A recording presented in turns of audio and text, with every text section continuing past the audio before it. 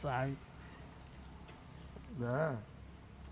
Meeting பாருங்க, இது நாமக்கல்லில் நடந்தது எம்பி எலெக்ஷனுக்கு. சுந்தரம் பாஸ்கர் இப்போ விளையாட்டுலையும் வெயிட் மடிச்சு திரும்பிட்டாரு. இப்போ பாரு நான் காட்டுற மாதிரி மடித்து இப்படி திரும்பிட்டாரு.